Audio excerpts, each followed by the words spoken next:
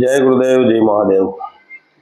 અષાઢી બીજના બધાને જય જગન્નાથ, જય રામાધણી.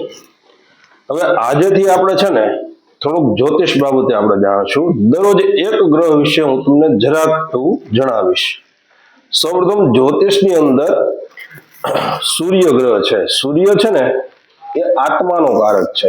માણસનું આત્મબળ નબળું પડે, માણસની અંદર તેજ ઘટે, આંખોમાં પ્રોબ્લેમ થાય, માથાનો દુખાવો થાય, પેટનું દર્દ થાય અને વાહાનો દુખાવો થાય. આ વ્યક્તિને સૂર્ય નબળો હોય. જે વ્યક્તિનો સૂર્ય સારો હોય એ માણસમાં તેજ કંઈક અલગ હોય, એ માણસમાં કંઈક શક્તિ અલગ હોય. સૂર્ય છે આત્માનો કારક છે, ડિસિઝન પાવર સારો હોય અને માણસ 100 માણસની વચ્ચે બેઠો હોય ને તો એનો સૂર્ય પાવરફુલ હોય એટલે એ માણસ ઓળખાય કે નહીં આ વ્યક્તિનો સૂર્ય પાવરફુલ છે. તો જેને સૂર્ય નબળો હોય એને સૂર્ય ઉપાસના કરવી જોઈએ, આદિત્ય હૃદયના સ્તોત્રના પાઠ કરવા જોઈએ, સૂર્યનારાયણને દરરોજ અર્ઘ્ય આપવો જોઈએ અને સૂર્ય સામે બને એટલું સવારે ઉગતા સૂર્યની સામે ઉભું રહેવું જોઈએ. હર હર મહાદેવ, જય ગુરુદેવ. કાલે પાછા આપણે બીજા ગ્રહ વિશે જાણીશું.